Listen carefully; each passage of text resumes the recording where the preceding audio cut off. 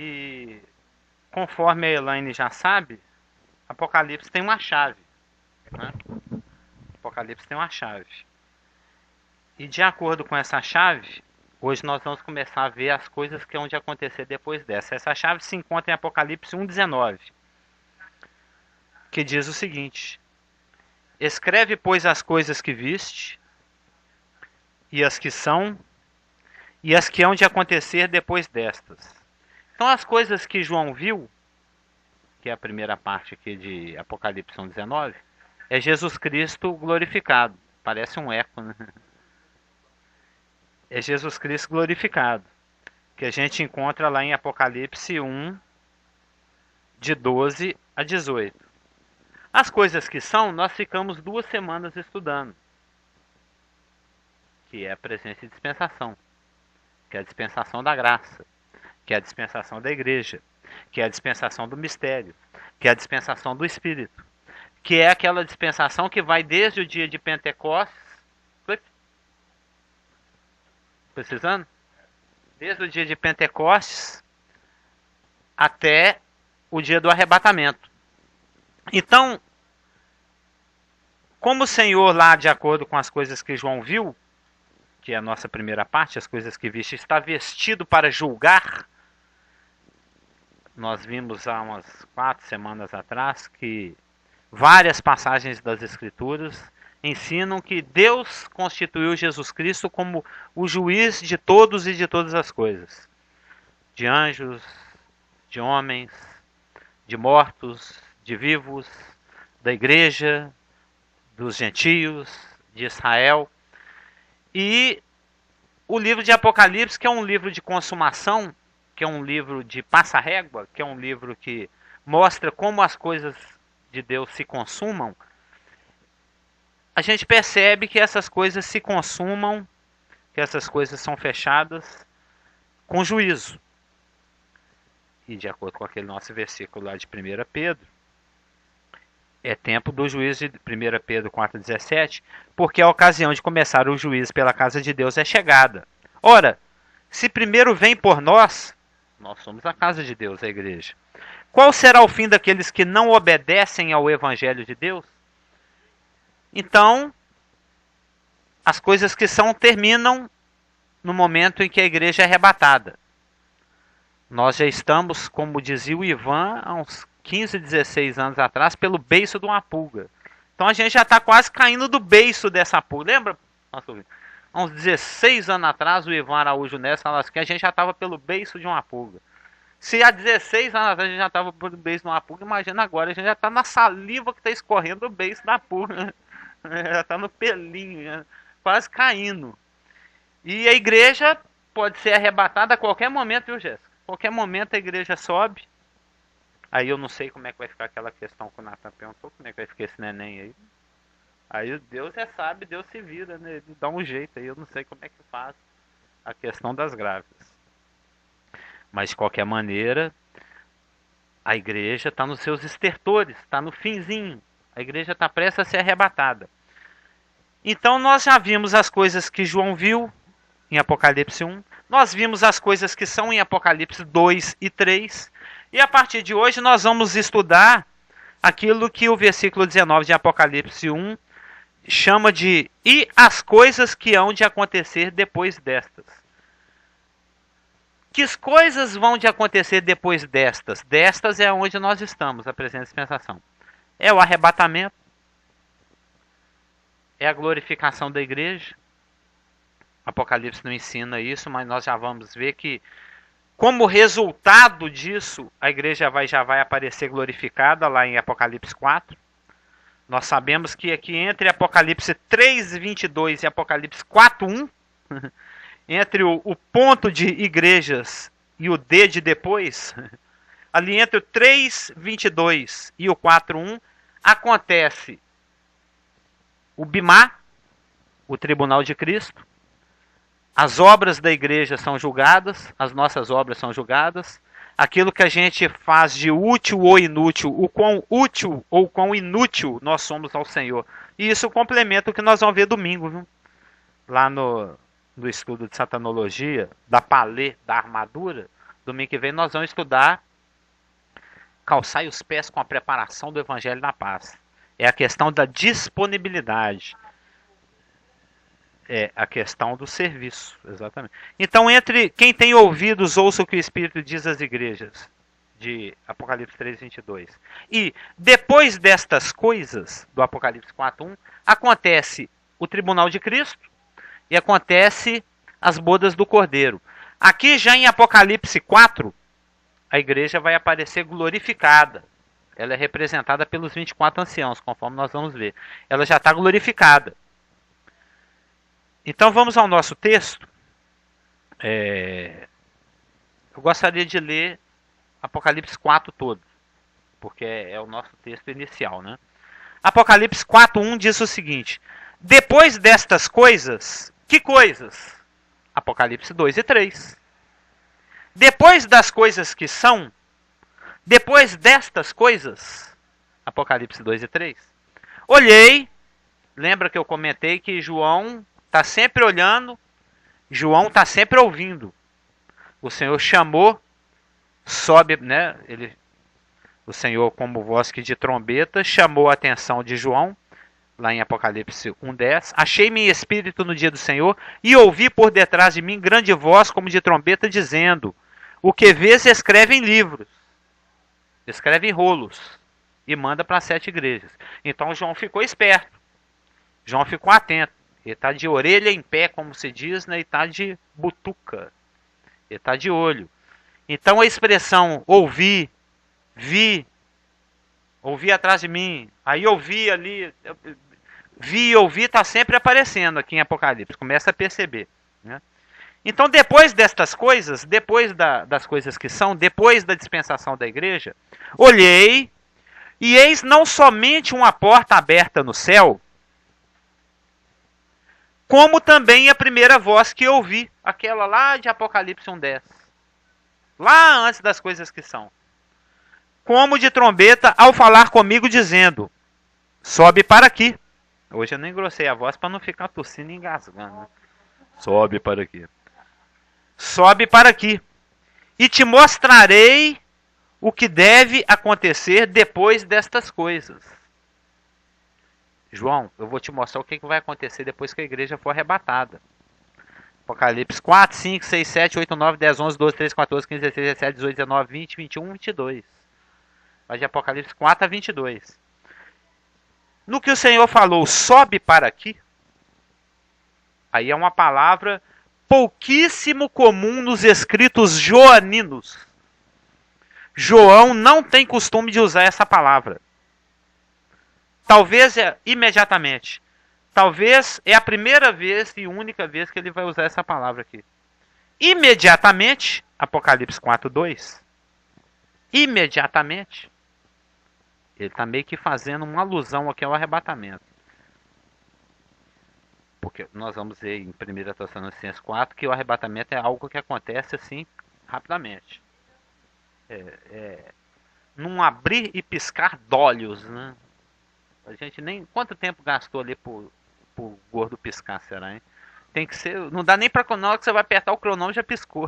Não dá nem tempo de cronometrar. No grego é num átomos, né? O átomo, de acordo com o conceito grego, era a partícula a menor que existia. Era indivisível. Hoje em dia a gente já sabe pela física quântica, que eles ensinam por aí, né? Que o átomo ele é composto de menores partículas ainda, né?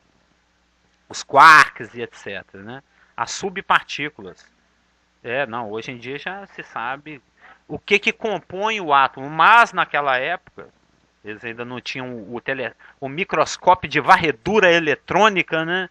Há 2000 anos não tinha microscópio de varredura eletrônica não, viu, João?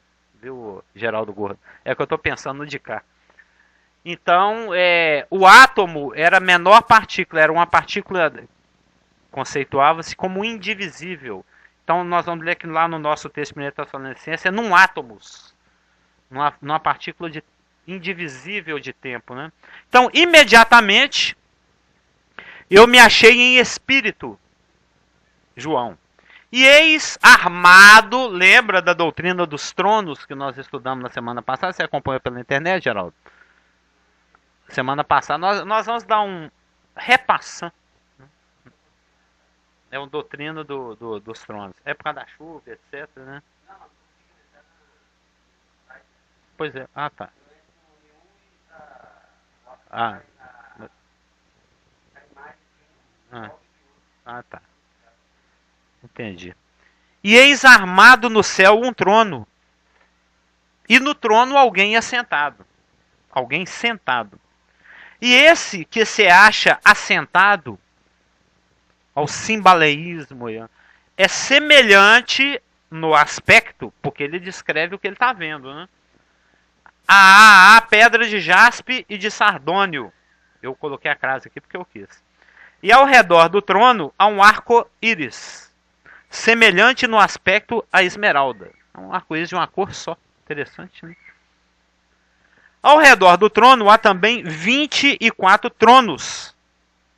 Lembra que houve uma promessa lá para a igreja de Laodiceia? A Elaine quer fazer uma pergunta. A Elaine quer fazer um... Exatamente, um degradê de esmeraldas. Que é uma cor que vai prevalecer muito lá no céu, é o verde, viu? Exatamente, é uma cor que vai predominar lá no céu, é o verde. E em Apocalipse 3:21 diz o seguinte: ao vencedor dar-lhe-ei sentar-se comigo no meu trono, assim como eu também venci e sentei com meu Pai no seu trono. Então existe uma promessa para a igreja de que ela vai se assentar em tronos. Observa aqui, ó. Ao redor, verso 4 do trono, há também 24 tronos, e assentados neles 24 anciãos vestidos de branco. Nós vamos dar um ampassão também na doutrina das vestiduras. Vestes nas escrituras é um símbolo, né, de justiça. Em cujas cabeças estão coroas de ouro.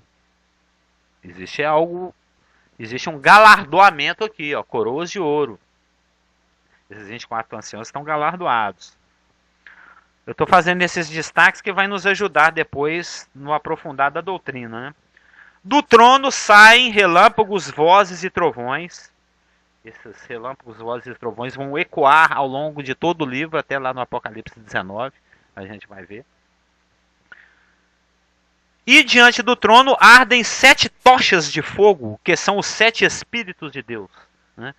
Então nós vamos ver que a Trindade está presente na sua totalidade aqui. Há diante do trono um como que, viu que monte de linguagem. Ele está tentando descrever coisas que não tem palavra para descrever. Por isso que ele fala um semelhante, no seu aspecto parecido com, né? Um como que semelhante a, né? Então há diante do trono um como que mar de vidro, semelhante ao cristal. E também no meio do trono agora tem crase. E à volta do trono 4 seres viventes cheios de olhos por detrás. O primeiro ser vivente é semelhante ao leão. O segundo, semelhante ao novilho. O terceiro tem o rosto como que de homem. E o quarto ser vivente é semelhante à águia quando está voando. Depois o Isaac vai explicar isso tudo para nós.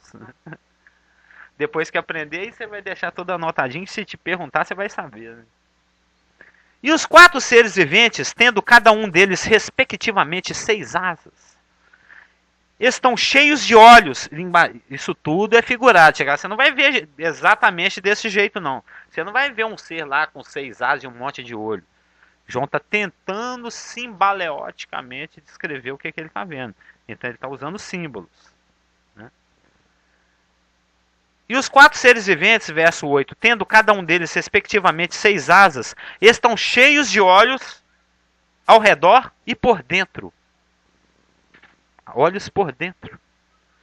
Não tem descanso nem de dia nem de noite, proclamando: Santo, Santo, Santo, Kadosh, Kadosh, Kadosh. Seria no hebraico. Né? Santo, Santo, Santo é o Senhor Deus, o Todo-Poderoso, aquele que era, que é e que há de vir. Quando esses seres viventes derem glória, honra e ação de graças ao que se encontra sentado no trono, ao que vive pelos séculos dos séculos, os 24 anciãos prostrar-se-ão diante daquele que se encontra sentado no trono. Adorarão o que vive pelos séculos dos séculos. Essa doutrina é tão linda, né? E depositarão as suas coroas diante do trono, proclamando: Tu és digno, Senhor e Deus nosso, de receber a glória, a honra e o poder. Porque todas as coisas tu criaste. Sim, por causa da tua vontade, vieram a existir e foram criadas. Isso é tão bonito, né? Por causa da tua vontade existe o Isaac. Ele planejou, né? Cada molécula, cada célula, né? Cada célula epitelial, cada espinha, cada fio de cabelo. É interessante, é fruto do plano de Deus. O nosso antigo pastor até falava que Deus é muito bem-humorado. Que ele lembra que ele apontava você para a diversidade que existia na igreja. Olha lá o pastor Geraldo. Na época não era pastor, né? Olha lá o Geraldo. Olha a Elaine, olha o casamento. Ele falou, olha que imaginação que Deus tem, né? Então, depois dessas coisas, é a nossa introdução aqui. Depois destas coisas, olhei e ele escuta uma voz dizendo: sobe para aqui. No que ele escuta essa voz, a gente sabe que essa voz é a voz do Senhor Jesus Cristo. Porque é a mesma voz que conversou com ele lá em Apocalipse 1:10. E foi descrito o juiz Jesus Cristo. O varão, lembra lá de Atos 17? Que Deus constituiu um varão através do qual ele há de julgar todos. Então essa voz que está falando com João, sobe para aqui, é a voz do Senhor Jesus Cristo. Isso nos remete a uma passagem que se encontra, que eu gostaria que os irmãos abrissem comigo, em 1 Tessalonicenses 4, de 13 a 18, que é a passagem-chave para o ensinamento da doutrina do arrebatamento, da doutrina do rapto, da doutrina do sequestro, da doutrina da busca do noivo pela noiva. Quando a gente vê... É 1 Tessalonicenses 4, de 13 a 18. Nós vamos lê-los demoradamente. Vamos esmiuçá-los, picá-los em pedacinhos, estudá-los minuciosamente, que é uma passagem importantíssima para o entendimento do que vai ser estudado daqui para frente. Então, quando a gente... Vamos ao texto. 1 Tessalonicenses 4, de 13 a 18. Quem não está lá, diga amém. Bem, se eu não ouvi nenhum amém, que todos estão lá. O Clédio está me achando um bobo, né? Diz o seguinte o nosso texto, de 1 Tessalonicenses 4, de 13 a 18. Que é aquele, como diz naquelas revistinhas que eles estudam por aí, né? O texto áureo, né? É o texto principal. Existem outras passagens que nos ensinam a respeito da doutrina do arrebatamento. Mas esse é o texto principal, porque ele é o mais detalhado, né? E o apóstolo Paulo, escrevendo aos Tessalonicenses, ele diz o seguinte: não queremos, porém, irmãos, que sejais ignorantes com respeito aos que dormem. Antes, um esclarecimento. Existem 3 dormir nas Escrituras. Existe o dormir físico, é aquele que você trabalhou muito, está com sono, e metabolicamente você precisa ficar na posição horizontal e aí o seu metabolismo vai baixando, você vai ficando sonolento, aí você adormece. Mas algumas horas depois você volta às atividades. Até Jesus Cristo, quando falou, ele recebeu a notícia: seu amigo Lázaro está doente. Como ele já tinha um plano, ele demorou de propósito, porque ele queria que Lázaro morresse. Se ele fosse lá, ele simplesmente curaria a doença de Lázaro. Mas o plano de Lázaro, isso lá em João 11, o plano de Jesus Cristo é que Lázaro morresse. Porque Deus já tinha preparado uma obra preparada, Deus já tinha estabelecido uma obra preparada de antemão para ele. Ressuscitar Lázaro publicamente. Alguém que já havia morrido há 3 dias, já estava fedendo. Como disseram as irmãs, mestre, você vai tirar a pedra ali, o defunto já está fedendo, 3 dias. Né? Então, mas o comentário tem que ser feito aqui, porque senão quem está lá do outro lado não escuta. Mas, mestre, o defunto já está fedendo. Mas o Senhor esperou mais 3 dias, esperou Lázaro morrer, só concluir esse raciocínio. E então ele falou assim, ô meus apóstolos, vão descer lá para Betânia. Eu creio que ele morava em Betânia, né? Porque eu vou acordar o Lázaro, ele está dormindo. Aí ele já está falando do segundo tipo de dormir, que é aquele que o nascido de novo, quando ele morre fisicamente, as escrituras chamam isso também de adormecer. Não quer dizer que ele está dormindo metabolicamente, mas é um estado do qual se pode ser tirado a qualquer instante. É uma figura, é uma forma de dizer. Aí os apóstolos falando, você está dormindo, ele que liga o despertador lá e acorde. Os apóstolos falavam, não, vocês não estão entendendo. Aí ele falou claramente, Lázaro morreu. Eu vou ir lá ressuscitar ele. O Geraldo Gordo quer fazer um comentário. Então, em cima disso que você falou agora, eu vou lá ressuscitar ele. Mas Jesus, ele não precisava ir lá para ressuscitar ele, né? Porque bastava uma palavra de onde ele estava, pelo poder que ele, né? Que foi delegado a ele, né? Como Deus. Ele bastava uma palavra, ele não tinha que ir lá, né? Igual, né? Sim, mas o plano de Deus é que isso fosse feito publicamente. Que ele, nesse momento, sim. O plano de Deus é que nesse momento ele chegasse lá diante do túmulo. Aí, conforme uma fita que o pastor Cliff me deu há muitos 20 anos atrás, que era João em inglês. Aí eu lembro de eu ouvindo assim, ele falando assim, Lazarus, come out. Não é? Lembra? Você tinha essa fita também? Eu não esqueço, Lazarus, come out. Eu tinha eu escutei essa fita, era pra... que foi na escola, na aula de inglês do pastor Cliff, ele nos ensinava, na escola B. Exatamente. Então eu nunca esqueci, toda vez que eu leio essa passagem de João 11, eu lembro da fita que o Cliff nos deu, Jesus falando, aí vai dando um tom assim, Lazarus, come out. Era desejo de Deus, era plano de Deus que isso fosse feito de maneira pública. Os fariseus viram, os incrédulos viram, os parentes viram, quem cria nele, quem cria e quem não cria. Era o plano de Deus. Esperar ele morrer, esperar ele feder para depois ressuscitá-lo. Deus estava querendo provar o poder dele. Né? Incontestavelmente. Quem consegue contestar isso? Era tão incontestável que isso despertou mais ódio ainda naqueles que odiavam já Jesus. Tanto é que ele falou, não, vamos matar não só Jesus, mas vamos matar o Lázaro de novo.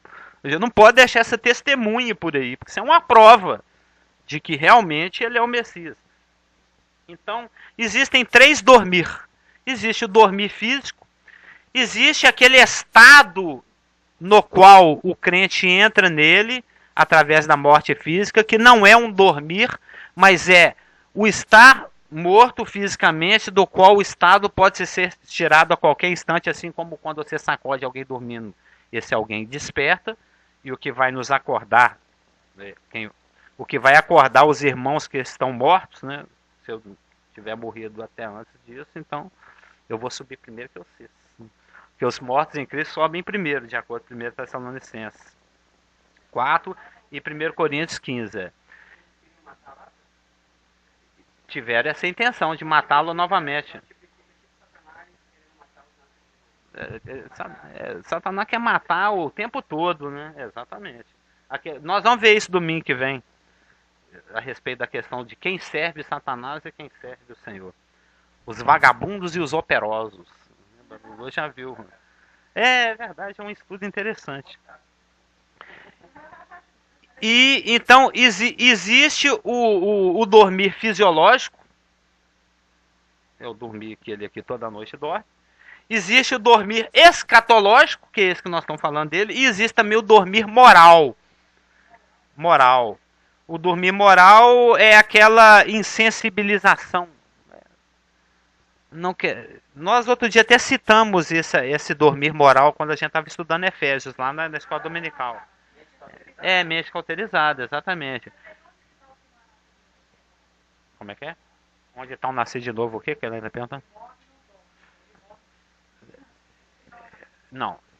O nascer de novo, ele está no estado qual ele pode ser tirado a qualquer instante. Quando ele entra... O que não é nascer de novo, ele já passou pela segunda morte e ele está a caminho da segunda morte. Por isso que quando daqui 11 meses nós estivermos estudando Apocalipse 20, nós vamos ver que o Senhor os põe de pé. Foram postos em pé. Não. É porque tem religiões, tem seitas por aí que crê que dorme mesmo. Mas daqui a pouco, quando estivermos vendo Apocalipse 5, por exemplo, nós vamos ver que quem é morto durante a grande tribulação está lá agitando folhas de palmeira e vestido de branco e louvando o Senhor. Exatamente. Primeiro ele está clamando, quando abre o quinto selo. E depois, a posteriori, eles já estão glorificados e louvando o Senhor.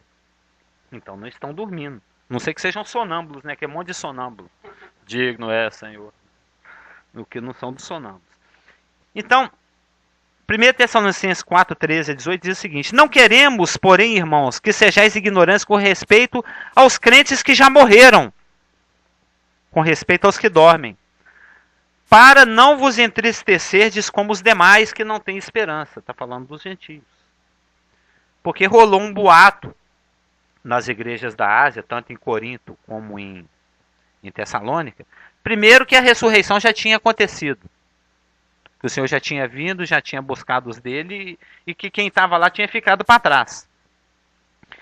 E, consequentemente, isso quer dizer que o crente estava se assemelhando ao incrédulo, porque ele está sem esperança. Então, para você não ficar desesperado, para você não ficar sem esperança, para você não achar que a gente, igual como diz lá o escritor de Eclesiastes, que é o livro do desviado, né, o livro do incrédulo. É um livro escrito da ótica do homem natural. Ele fala que o homem, quando morre, é igual um cachorro. É a mesma coisa, mas não é.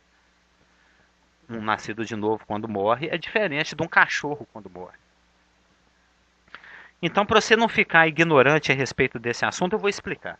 Eu vou explicar para você como é que a coisa funciona.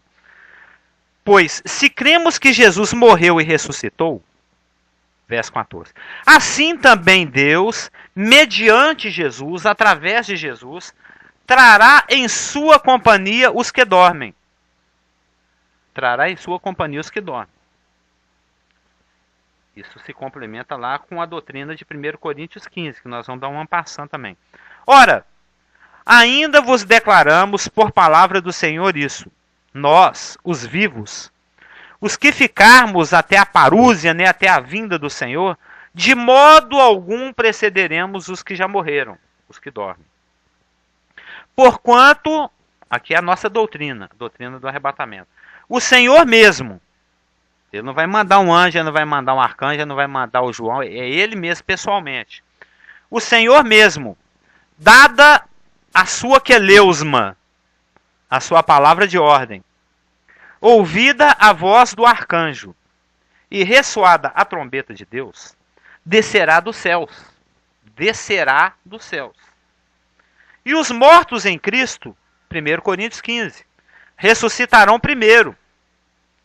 Depois nós, os vivos, os que ficarmos, seremos arrebatados, juntamente com eles, os que dormem, entre nuvens, para o encontro do Senhor nos ares. E assim estaremos por algumas breves horas com o Senhor. Não, quer dizer, estaremos para sempre com o Senhor.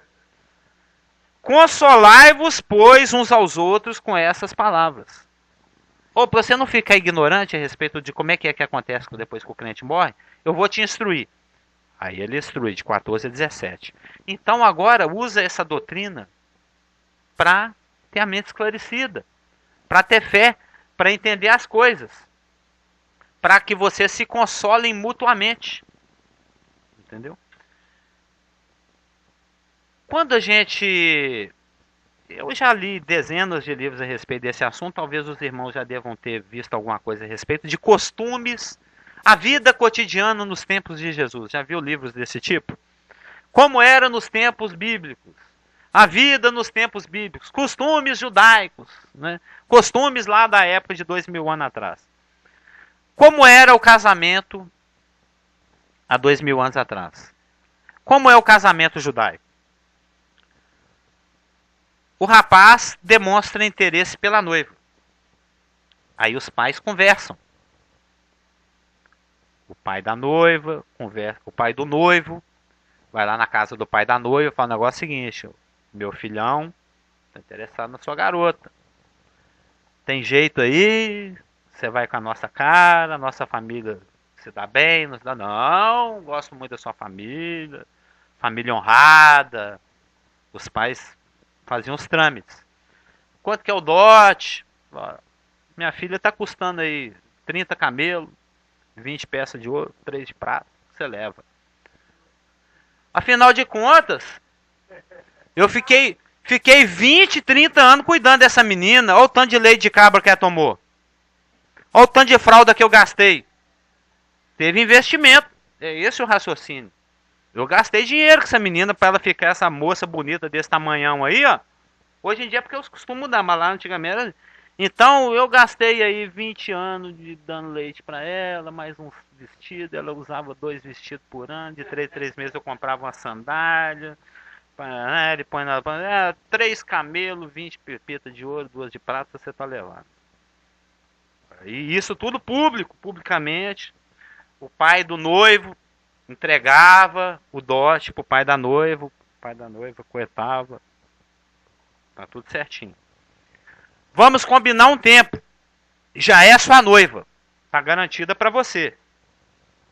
A minha filha tá desposada com seu filho. Agora vamos marcar a data do casamento. Isso era como se fosse um noivado, vamos dizer, né?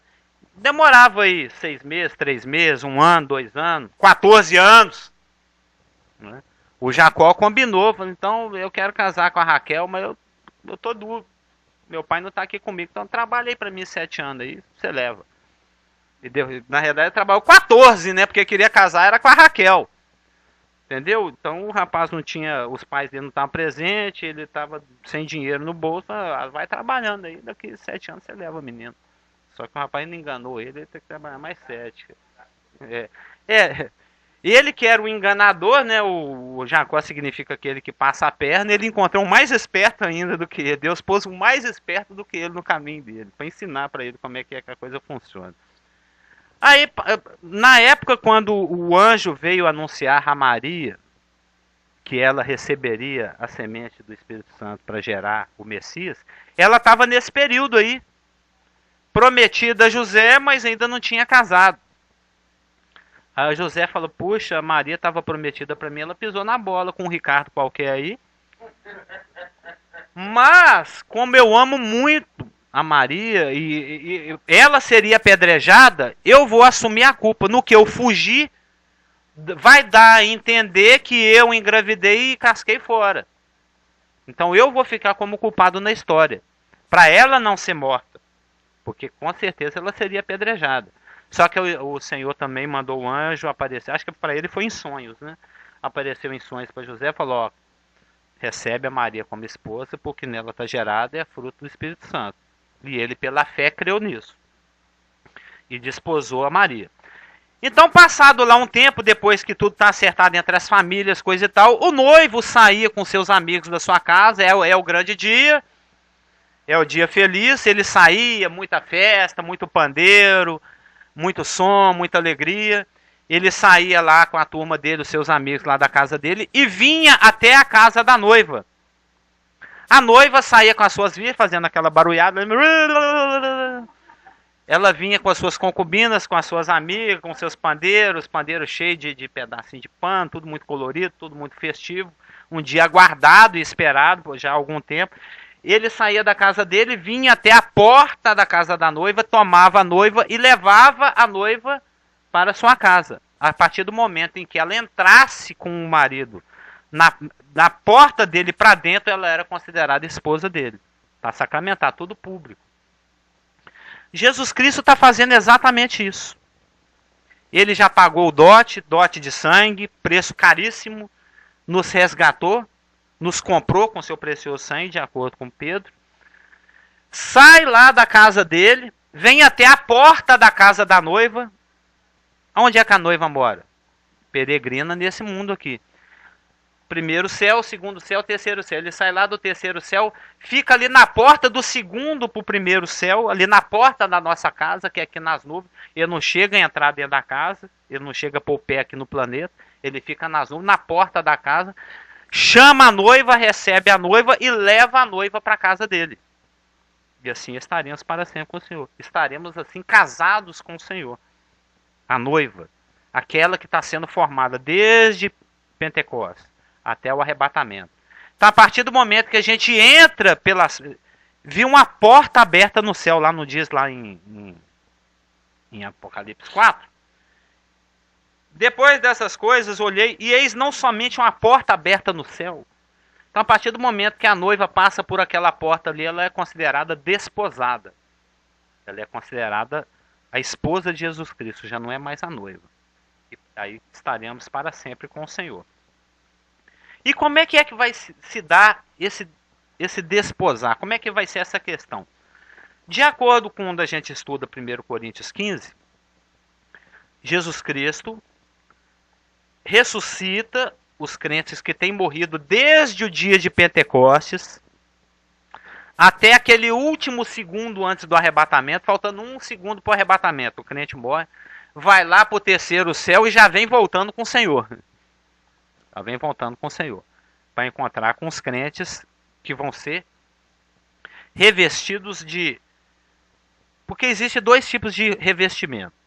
Aqueles que já morreram desde Pentecostes até um pouquinho antes do arrebatamento, eles já morreram, eles são chamados aqui de os que dormem. Eles vão ser revestidos de imortalidade, para não morrer mais. Já nós, os que estamos vivos por ocasião da parúzia, da volta do Senhor, porque a igreja do Senhor, aquela que é formada desde o dia de Pentecostes até o arrebatamento, ela é composta dos crentes que já morreram e os crentes que ainda não morreram. É o que os teólogos chamam de a igreja militante ou ralante. Né? Somos nós que estamos militando e ralando e suando e indo na praça. O Clipe, para vir no estudo aqui, chegou suando em bicas, né? Então somos nós que estamos aqui dando né, suando. Então na guerra temos que estar com a macaira na mão, o escudo da fé, calçado o pé, porque senão a gente está dando bobeira para o inimigo. E existe aqueles que já, como diz o Paulo, é bem melhor,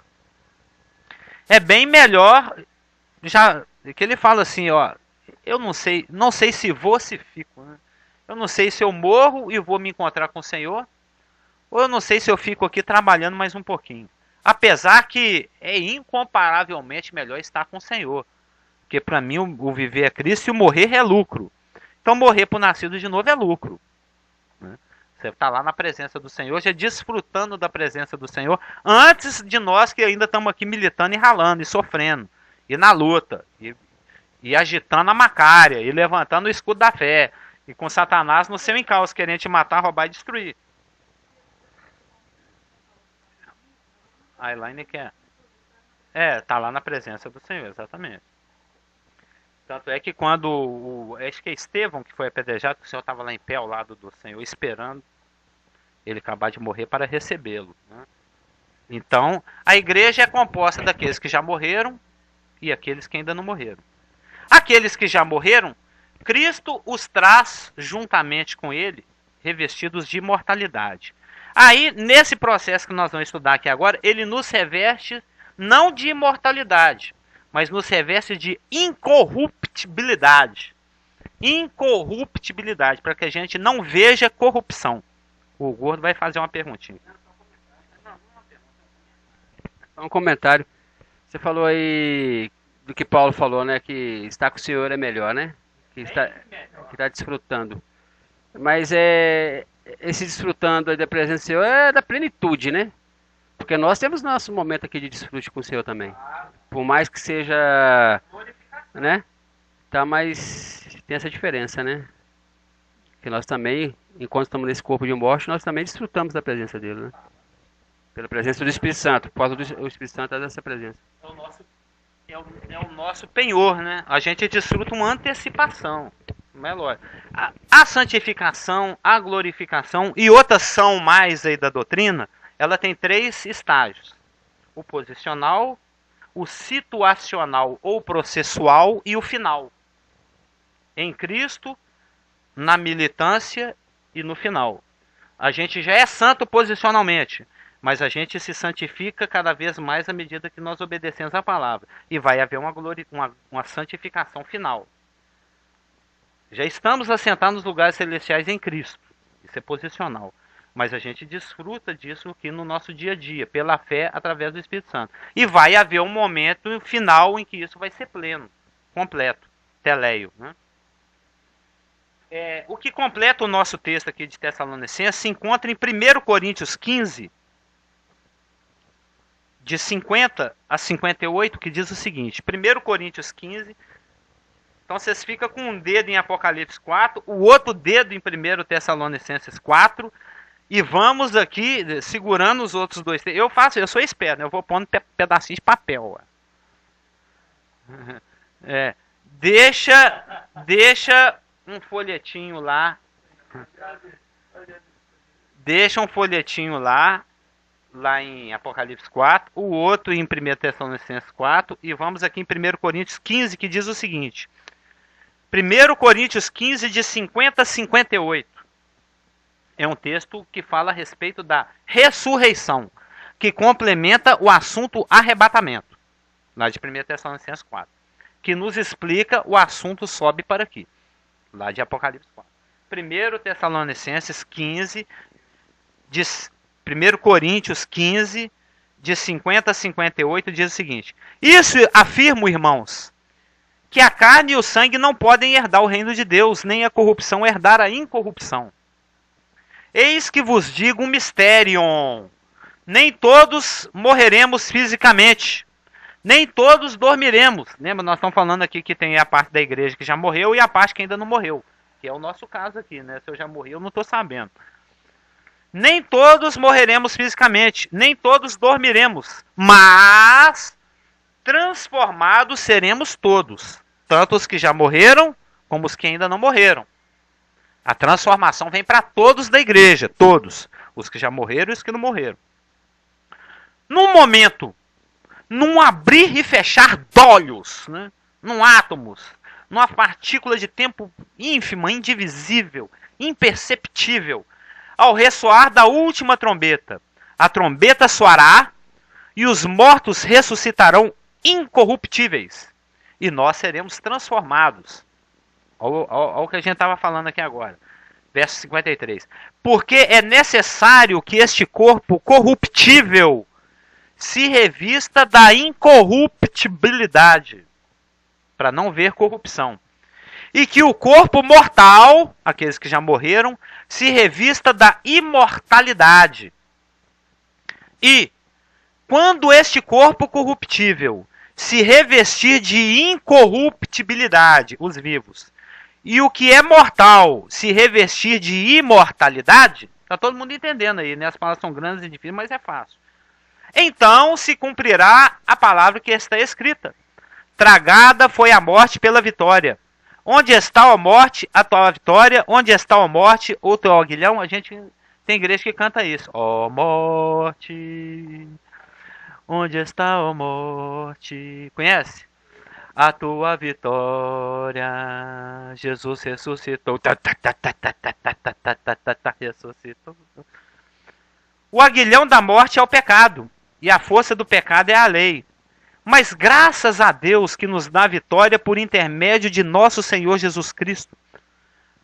Portanto, meus amados, sede firmes e constantes, sempre abundantes na obra do Senhor, sabendo que nosso trabalho não é vão no Senhor. Você conhecia essa? É mais uma que a gente cantava. E isso está de acordo lá com João 11, 25 e 26. É a passagem do Lázaro lá que eu estava citando. Então você deixa um dedinho em Apocalipse 4, outro dedinho em 1 Tessalonicenses 4, um dedinho em 1 Coríntios 15 e vão lá em João 11, 25 e 26. É só porque é interessante, é apenas curioso. gostaria de ler com os irmãos, que diz o seguinte. João 11, 24, 25 e 26. É aquele assunto, ele está falando, ele veio para ressuscitar Lázaro, a Marta está falando. Eu sei, o senhor vai ressuscitar Lázaro lá no último dia. Eu falei, não, o senhor vai ser agora. Né? O texto diz o seguinte, disse-lhe Jesus, foi através desse texto que a minha irmã Cláudia nasceu de novo. Em dezembro de 1981. Um mês depois que eu nasci de novo. Aí eu preguei para minha irmã, ela nasceu de novo. Foi a primeira de uma turma. Né? Disse-lhe Jesus, eu sou a ressurreição e a vida. Quem crê em mim, ainda que esteja morto, viverá. Olha que interessante. E todo o que vive e crê em mim, não morrerá eternamente. Crês isso? Você crê, Jéssica? Você crê? Você crê? Você crê? Eu creio. Mas você viu que interessante? O programa de ressurreição resumidinho. Como Jesus, ele é ciente do que ele está falando. Ele fala da doutrina sistemática, ele fala da teologia, ele fala do programa de ressurreições assim. Parece que ele está falando abobrinha, né? Parece que ele está falando assim, sem saber o que ele está falando, mas ele está falando exatamente dentro da doutrina. Ele está falando exatamente de acordo com aquilo que ele ia revelar para Paulo lá em 1 Coríntios 15, em 1 Tessalonicenses 4 e para o João lá em Apocalipse 4. Eu sou a ressurreição e a vida. Quem crê em mim, ainda que morra, viverá. É a parte da igreja que já morreu, que vai ser revestida de imortalidade. E todo o que vive e crê em mim, que é o nosso caso, nós estamos vivos, mas crendo no Senhor, e se ele vier agora, não veremos a morte eternamente. Eu creio nisso. Cremos assim. É nisso que nós cremos. Se a gente não crê na ressurreição de Cristo, então não precisa acreditar em nada. Porque conforme nós vamos ver domingo, a questão da sapatilha, do Evangelho da Paz, a ressurreição de Jesus Cristo é a base do Evangelho. O Evangelho se resume em Jesus Cristo morto, sepultado e ressurreto. Isso é o Evangelho. A Elaine quer fazer um comentário? Não precisa, eu vou repetindo suas palavras. Né? Ele fala profundamente.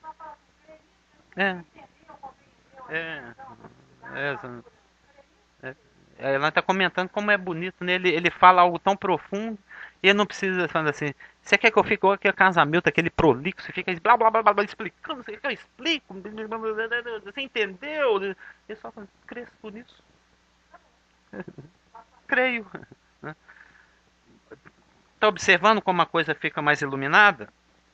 Então vamos até reler aqui o versículo 13 e 14 de 1 Tessalonicenses. Pode largar o João 11 e o 1 Coríntios 15. Você vê que existe... Não, nós estamos voltando para 1 Tessalonicenses 4.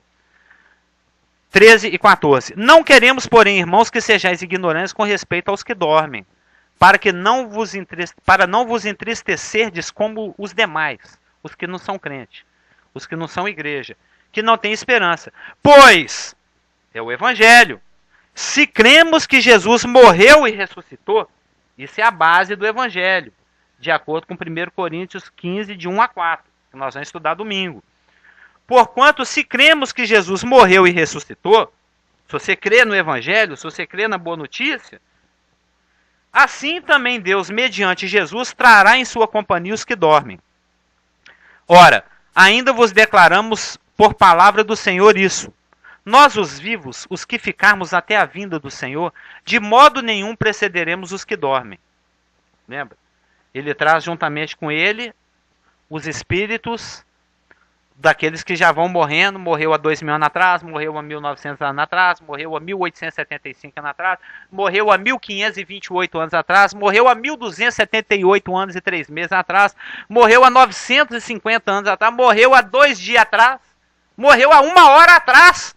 Está lá já com o Senhor.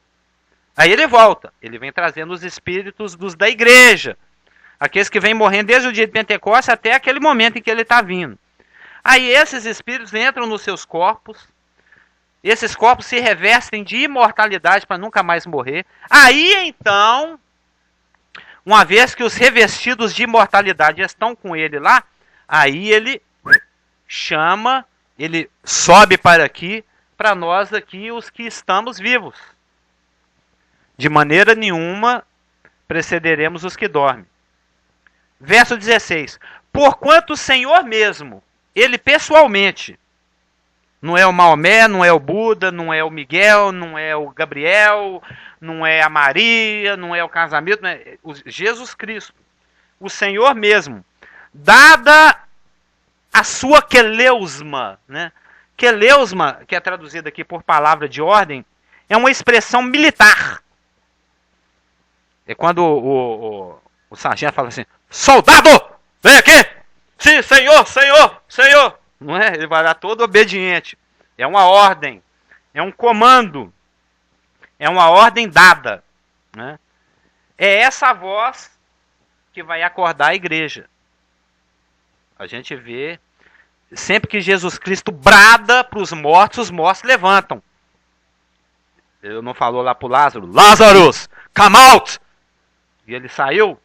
Quando Jesus morreu lá na cruz, que ele gritou, Tetelestai! Que ele morreu, mortos se levantaram também das tumbas lá e apareceram para santos lá em Jerusalém. Da mesma forma, o Senhor vai falar aqui para os mortos da igreja. Sobe para aqui, simbolizados, tipificados, representados por João. João significa amado. A igreja de Éfeso é a igreja amada, é a igreja tipo. A igreja é amada. Então ele está dando uma ordem para os santos da igreja, desde Pentecostes até o arrebatamento. Sobe para aqui. Ele está dando um mando, uma ordem, uma queleusma, né? E o Gordo vai fazer uma pergunta ou um comentário.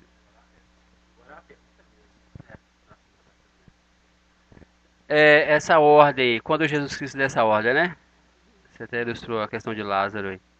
Mas e aquela questão dos que tiverem... Porque vão ter pessoas assim, né? Porque está escrito. Com a mente cauterizada. Com o coração cauterizado. Eles... Como é que vai ser essa questão? Na questão dessa voz, né? Essa voz que vai chamar, que vai tirar essas pessoas da terra. Eu estou falando dos vivos. Que tiverem com o coração cauterizado. Como é que vai ser a questão dessas pessoas? Não, óbvio. Os nascidos de novo, que estão com o coração cauterizados, né? Que certamente vai ter muitos, né? Como é que vai ficar a questão delas diante dessa voz do arrebatamento? Sim, só que conforme o nosso próprio texto aqui, não é uma questão moral, né? Aqui é uma questão posicional. O mesmo Espírito que habitou Jesus Cristo é o Espírito que o ressuscitou. É o mesmo Espírito que nos habita. Então a questão aqui não é o quão consciente você está da vida cristã, o quão obediente e útil você está. É o fato de você ter ou não ter o Espírito Santo. Se você não tem, você não é dele. Você nem nasceu de novo. Mas se você tem, é esse Espírito que mora e te habita, e te cela, e te penhora, etc., é que percebe, é através do Espírito que você percebe esse comando. Tanto é que o próprio versículo fala aqui, ó, no 14. Pois se cremos que Jesus morreu e ressuscitou, assim também Deus, mediante Jesus, ou seja, é uma questão posicional, mediante Jesus. Ou seja, é pelo Espírito, é o assunto que nós vemos lá também em 1 Coríntios 15. Se você tem um Espírito que habitou e ressuscitou Jesus, é esse Espírito que te habita e que vai te ressuscitar. Então não é uma questão moral, é uma questão posicional. Entendeu? Parece que chegou aqui uma... Ah, tá. É mais ou menos parecido com que o nosso ouvinte... Ali tem uma mensagem. Clésio fez uma pergunta aqui. O crente desobediente ficará para trás? Que é mais ou menos parecido com a pergunta que o Geraldo está fazendo aqui. Só que em vez de desobediente, ele está dizendo assim, o crente sonolento, né? O crente insensível, o crente sem noção, o crente que está com a mente cauterizada, o crente que não está percebendo as coisas, né? O crente desobediente não vai ficar para trás. Porque conforme foi comentado aqui, explicado, não é uma questão situacional, não é uma questão moral, não é uma questão sensorial, né? Uma boa palavra, você está atento ou desatento, obediente ou desobediente, em utilidade ou inutilidade. É uma questão posicional.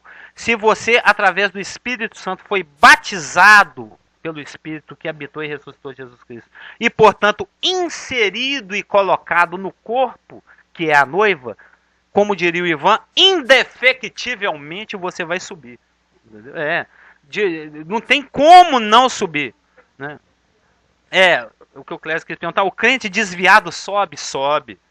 Eu afirmo isso na minha família de uma maneira até mais forte, ainda que eu não posso nem comentar aqui, mas ela conhece.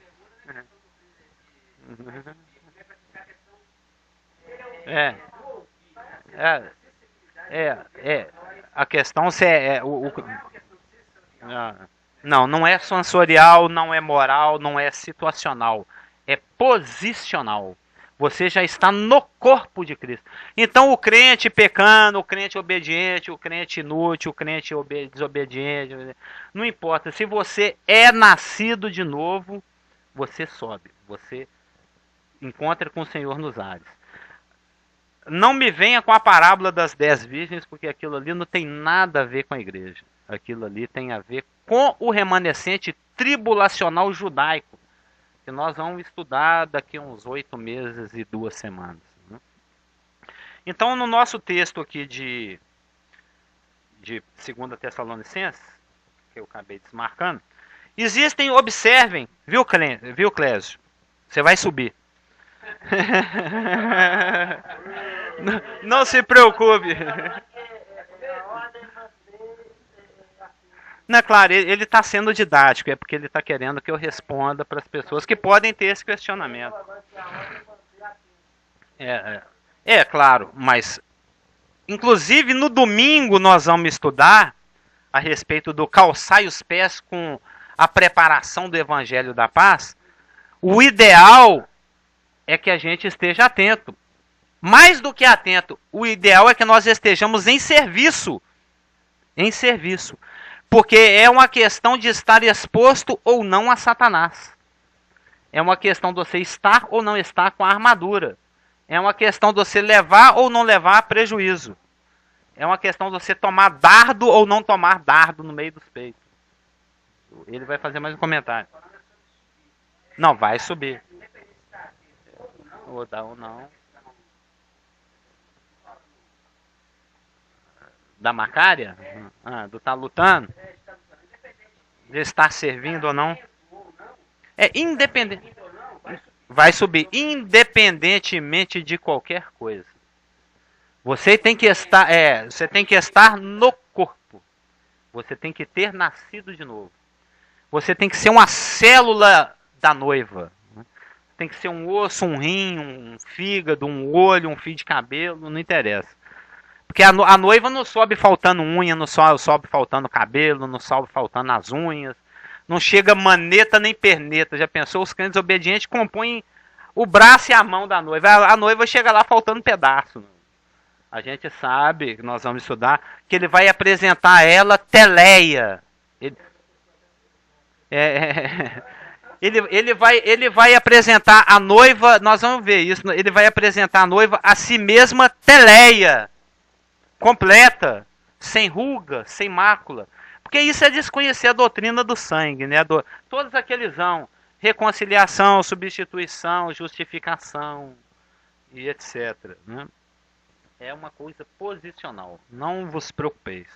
Mas isso também não é motivo para viver em desobediência. Porque se você assistir a escola dominical domingo que vem, você vai descobrir por quê.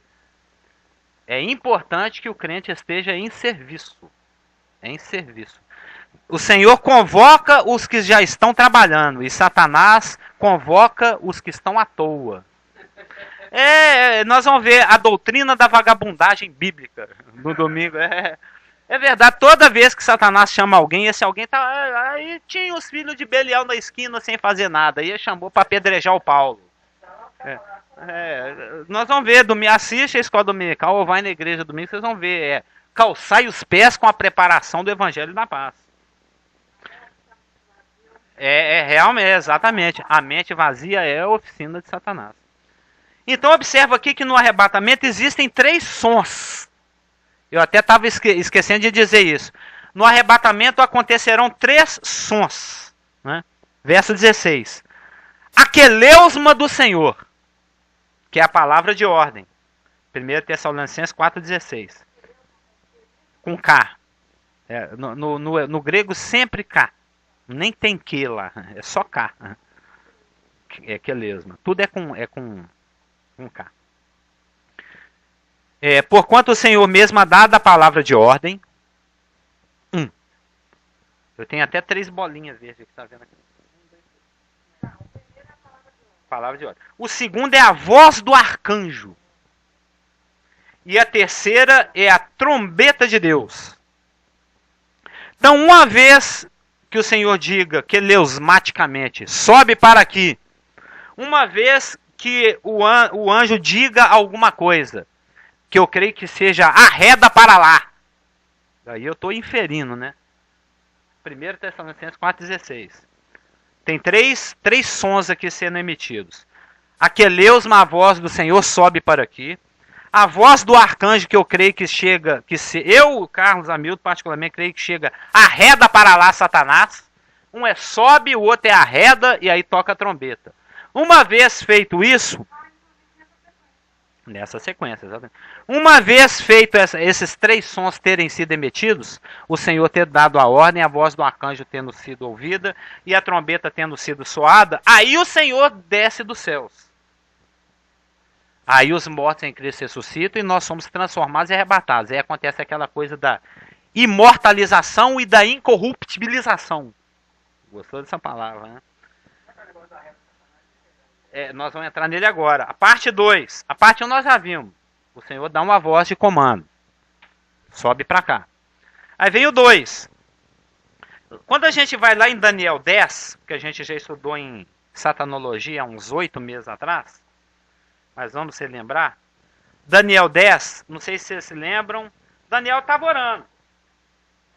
Daniel 10, 13.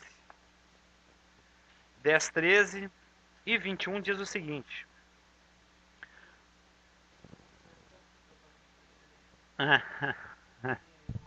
Pois faltou ali.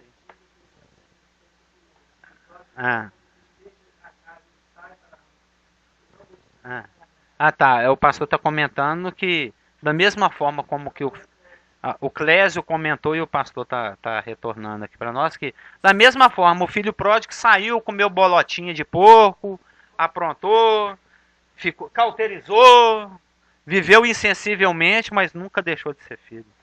Quando ele voltou, o pai já estava lá na porta esperando, chorando, clamando, orando pela volta do filho, né? Então, eram 100 ovelhas. Lembra dessa? É interessante. Porque a vida do nascido de novo é um eterno cantar, né? Não, observa, vira e mexe. O povo americano nisso eu admiro, porque eles são muito de cantar. Pelo menos nos musicais é assim, já notou? Tudo vira um cântico, né? Da cultura hebraica também é assim. Tô alegre. Inventa tô triste.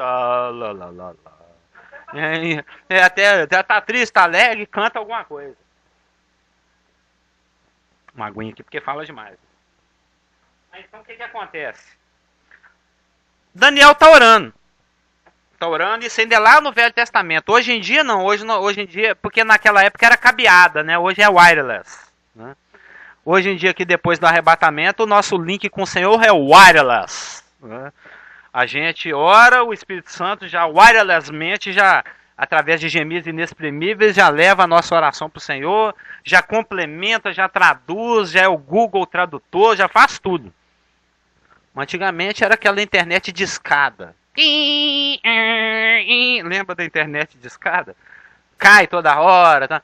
O Senhor, o profeta, o apóstolo, o discípulo, né, a pessoa lá, o santo do Velho Testamento, fazia uma oração. Essa oração chegava pela onipresença do Senhor. Ele, vou mandar a resposta. Aí ele falava, Gabriel, faz favor. Vai lá e fala pro Daniel que eu tô ouvindo a oração dele daqui.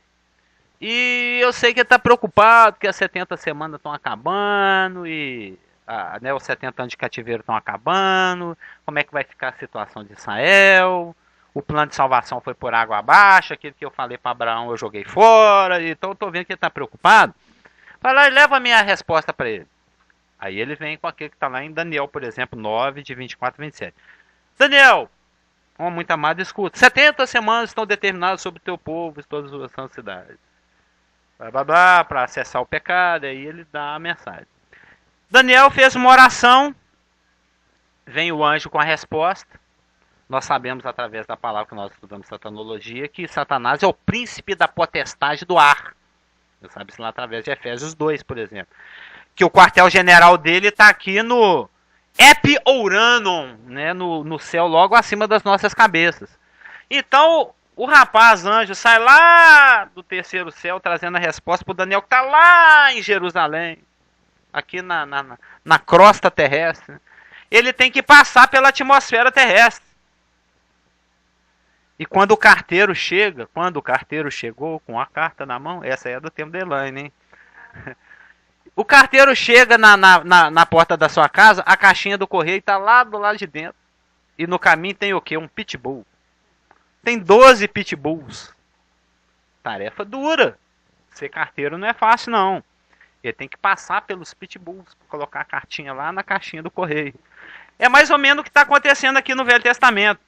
O anjo sai com a resposta do Senhor para entregar para Daniel. Ele vai ter que enfrentar hostes, cosmocrátoras, pneumáticas tesponêrias, exousias, arcas, diabolos, lá tudo no caminho. Vai ter que atravessar a atmosfera. Tem lá principais, tem potestade, tem cosmocrata, tem dominador desse mundo tenebroso, tem espíritos do mal. O diabo A4, como se diz, é porque são 4. Eu estava pensando. O diabo A4, né? 4. O principado, potestade. Não, hoje é diferente. Que é o que tá falando. Hoje em dia é o wireless. Hoje nós temos o Espírito Santo nos habitando. Deus já está aqui dentro. Você conversa. Hoje é banda larguíssima. Hoje é banda larguíssima. Hoje é sem banda. Nem sei que palavra que eu uso. Hoje Deus não está lá, e você que hoje em dia Deus está aqui, dentro de você.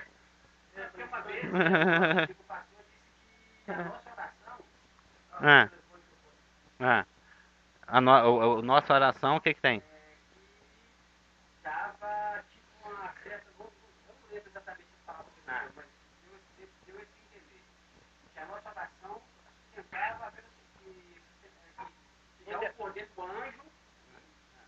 Ele deve ter feito uma aplicação aí, né?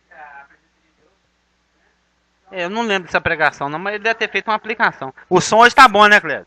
Quem reclamou que semana passada foi osso. Os anjos que Deus colocou no nosso serviço?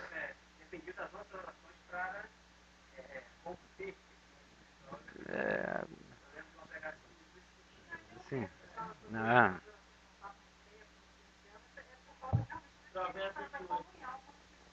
Tá. É algo que estudaremos daqui a umas 5 semanas lá na escola dominical. Que é o sétimo componente da armadura, né? Com toda oração e súplica. O pastor quer fazer uma intercessão doutrinária e teológica. Nesse comentário do Gordo, né, que a nossa oração, 1 Coríntios capítulo 2, versículo 11, fala que o Espírito perscruta as profundezas de Deus, e é esse Espírito que habita em nós, o mesmo Espírito Santo. Então, no momento que nós oramos, falando, Pai, em nome de Jesus, há uma conexão imediata, instantânea. E Deus dá a ordem aos seus anjos, através das nossas orações, para cumprir exatamente, trazer a resposta para cada um dos nossos pedidos. Talvez nós oramos por nós mesmos e Deus envia seus anjos para nos auxiliar. Eles são aqueles, de acordo com Hebreus, que nos auxilia, ministradores, exatamente. E quando nós oramos também, intercedendo por os outros, no momento o Espírito Santo conectado está em nós, conectado com Deus, que é o próprio Deus. Quando nós falamos, Pai, em nome de Jesus, nós te pedimos por fulano de tal, imediatamente Deus dá a ordem. E às vezes vão encontrar, né,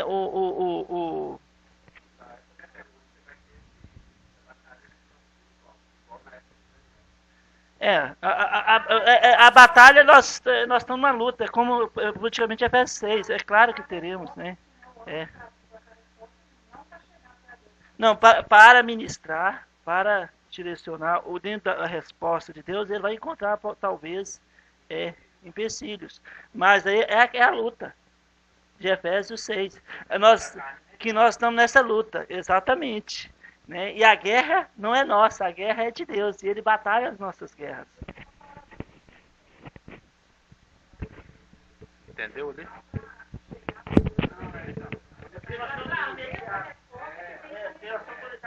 Mas nessa dispensação a coisa é muito mais otimizada do que era antigamente. Isso, quanto a isso, não resta dúvida.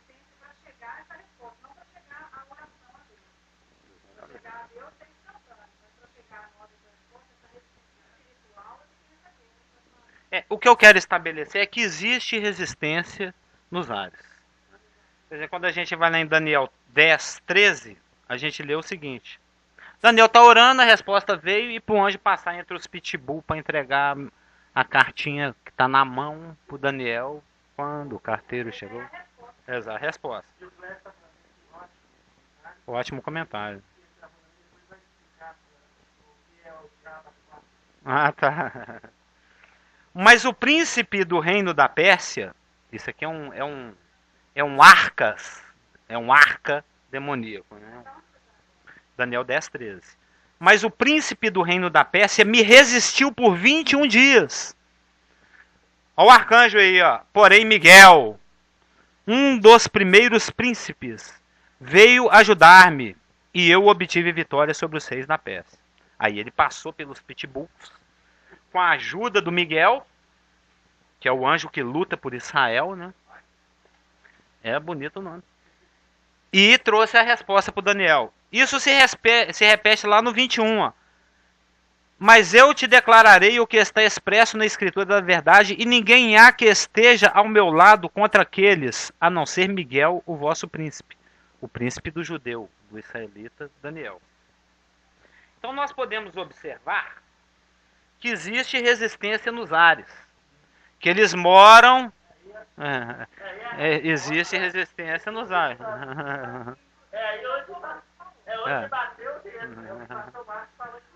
Fez igual o Tomé, né? Pôs o dedo na ferida.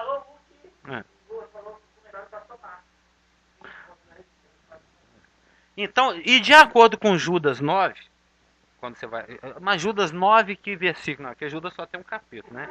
Então, Judas, versículo 9, diz o seguinte: o único que é nomeado de arcanjo na Bíblia, a gente subentende que existem outros arcanjos na Bíblia, pelo próprio versículo de Daniel 13, 10, 13, que falou, mas Miguel, um dos primeiros príncipes, então ele é o principal dos príncipes, existem outros, mas o único que é nomeado de arcanjo nas escrituras é o Miguel, que está aqui em Judas 9.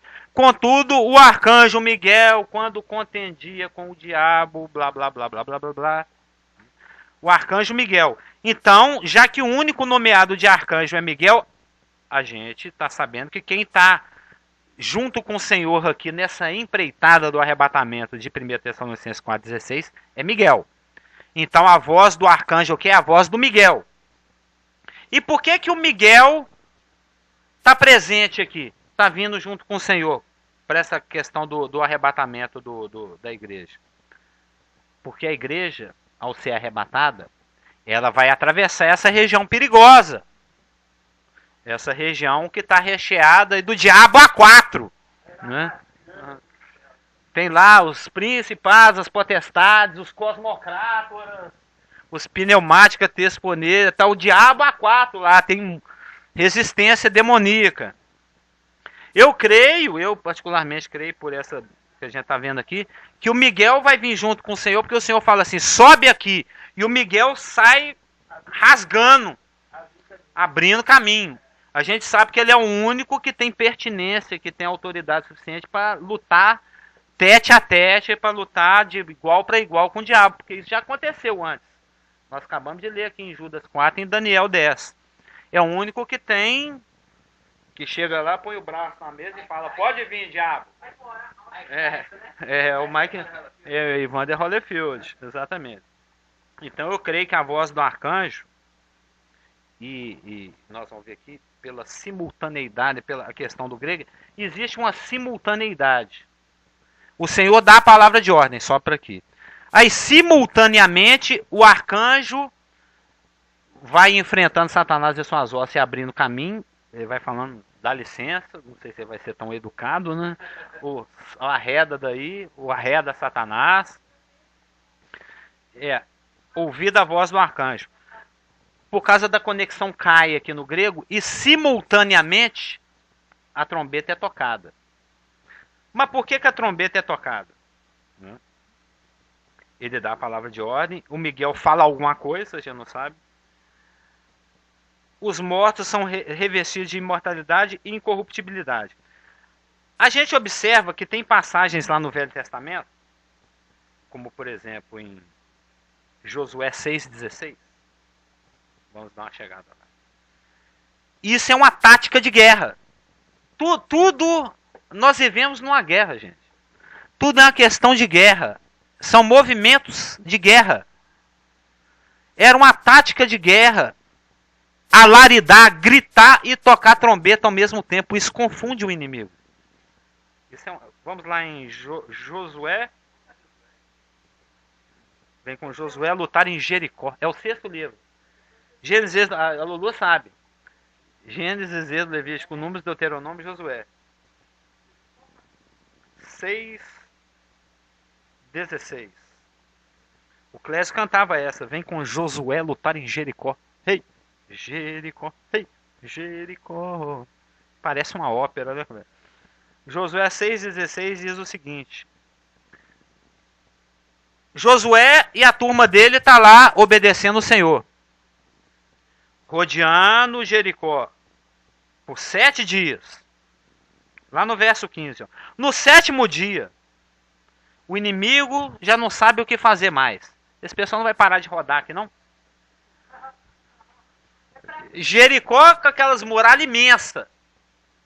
Altíssima, larga, de pedra. Lá em cima eles jogando pedra, pau, óleo quente, azeite, água fervendo.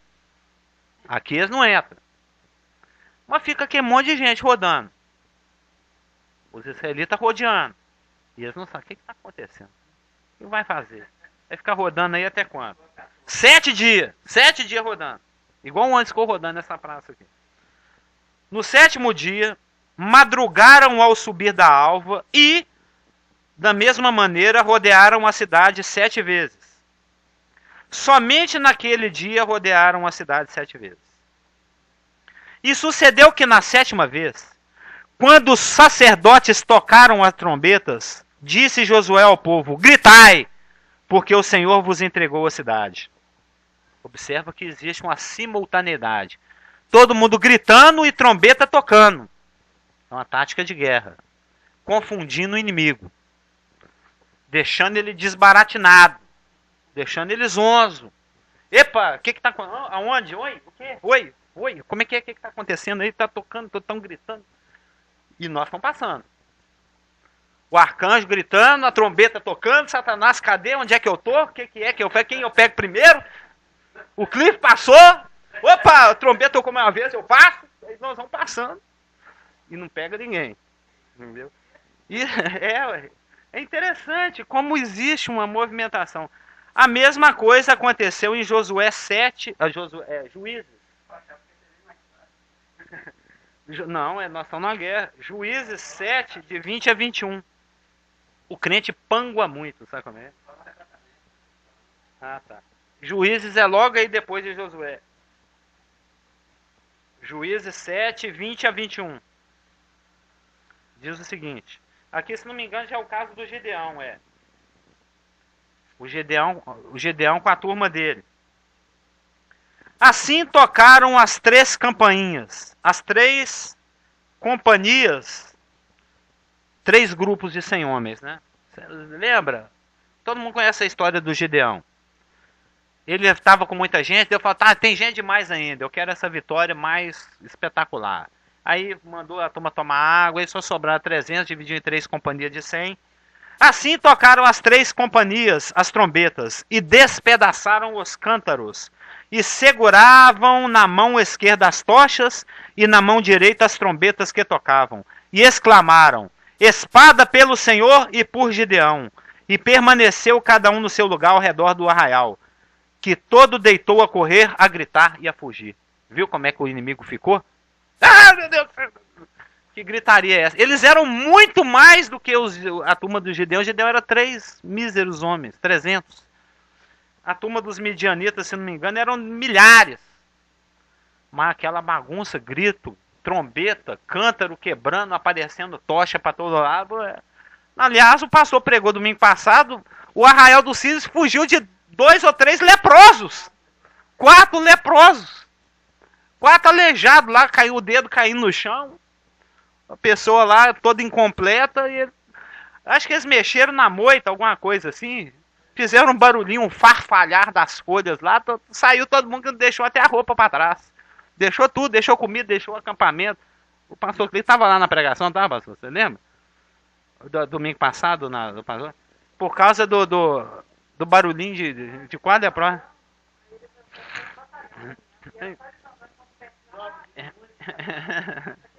Um tropel, né? Então observa que isso tudo aqui é uma tática. É uma tática. Uma tática de guerra.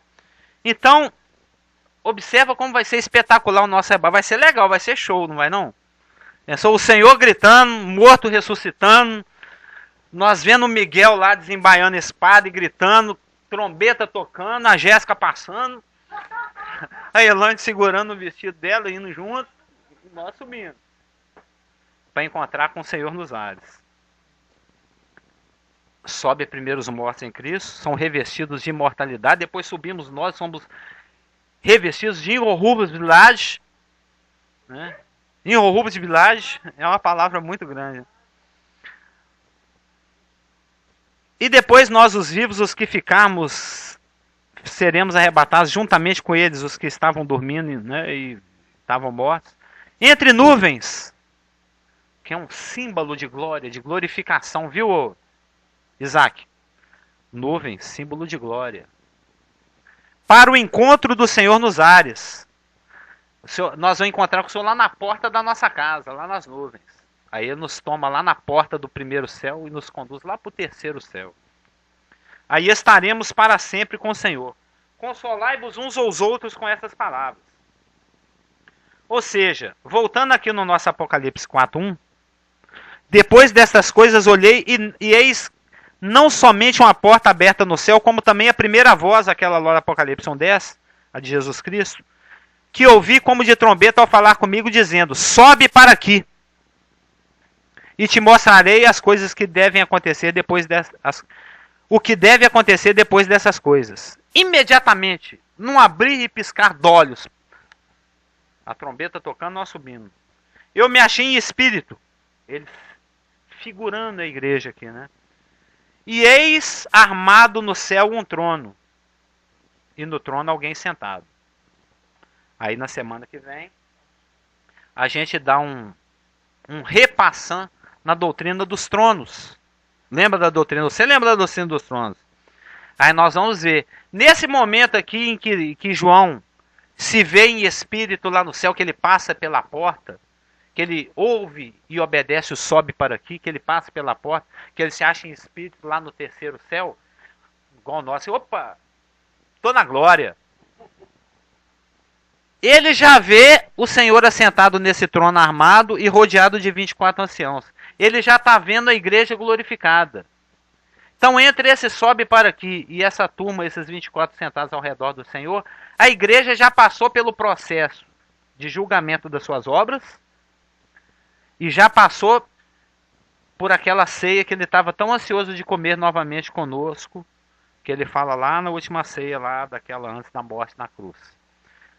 Ou seja, já aconteceu o bimá e já aconteceu as bodas do Cordeiro. A igreja já está glorificada nesse momento aqui. Nós vamos estar participando juntamente com ele agora do julgamento de Jacó na sua angústia, de Israel, e dos gentios, daqueles que habitam, né, que estão com as raízes fincadas aqui no planeta. O pastor quer fazer